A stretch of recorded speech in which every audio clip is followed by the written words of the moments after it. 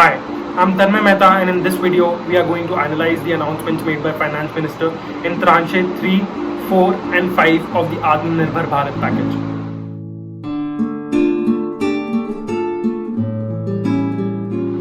The agriculture sector was the main focal point of the third tranche, while the fourth one considered the set of reforms for coal, minerals, defense production, civil aviation, power distribution, space and atomic energy sectors.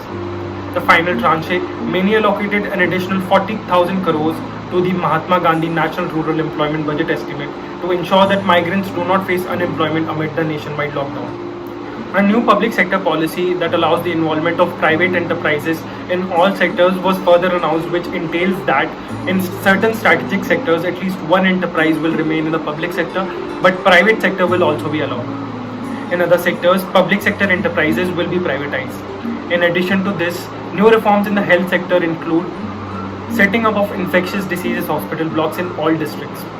Finance Minister also announced reforms in online education, decriminalization of Companies Act relating to technical defaults, and enhancement of ease of doing business through IBC related measures. The Finance Minister also announced that the centre has increased the borrowing limits of states from 3% to 5% for the financial year 2020-2021, giving the states an extra resources of 4.28 lakh crores. A viability gap funding of 81 crore has also been announced in the fourth and fifth tranches. Viability gap funding means a grant, one-time or deferred, provided to support infrastructure projects that are economically justified but fall short of financial viability. The decriminalization of the Companies Act includes the dropping of 7 compoundable offences and 5 others that will now be dealt with under an alternate framework. The amendment will declog the criminal courts and National Company Law Tribunal, Nirmala Sitharaman said. Looking at the detailed breakup of the Tranche 3, which dealt with the agricultural sector, we find that the following points stand out. Firstly, Rupees 10,000 crore scheme for micro food enterprises promoting PM Modi's vision of vocal for local with global outreach is aimed at helping 2 lakh micro food enterprises with technical upgradation to attain FSSAI food standards, build brands and marketing. Secondly, Rupees 20,000 crore Pradhan Mantri Matsya Sampada Yojana for development of marine and inland fisheries is expected to employ 55 lakh people. Thirdly, National Animal Disease Control Program of over Rupees 13,000 crore to ensure 100% vaccination of cattle, buffalo, sheep, goat and pig population, as well as the setting up of an animal husbandry infrastructure development fund of Rupees 15,000 crore are aimed at supporting private investment in dairy processing, value addition and cattle feed infrastructure. Fourthly, 200,000 crore has been allocated for promotion of herbal cultivation. Fifthly, amendment in Essential Commodities Act 1955 is aimed at increasing farmers' income. Agricultural food items including cereals, edible oils, seeds, pulses, onions and potatoes will be deregulated.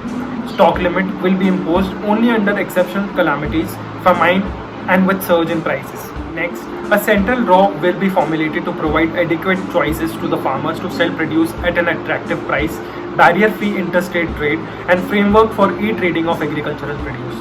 And lastly, an interest subvention scheme to unlock Rupees 5,000 crore additional liquidity benefiting 2 crore farmers. Interest subvention means subsidy offered on interest rates.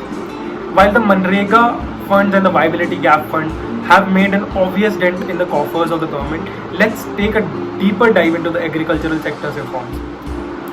Experts say these measures are targeted at making farming more competitive and in the process create space for private players to have access to integrated markets. Also, more buyers would mean better prices for the farmers with a wider scope of getting higher returns globally. These are positive and big bold steps which were long overdue. What we need is private sector competition. When you create competition for their crops, price also improves, said Ashok Gulati, an expert on agriculture economy and Infosys chairperson for agriculture at Indian Council for Research on International Economic Relations. According to P.K. Joshi, an expert on agriculture economy and a fellow at National Academy of Agriculture Science, these measures, when combined with the farm gate infrastructure and proposed investments in the value chain, would go a long way in helping farmers realize at least 25 to 30% higher income depending on the produce.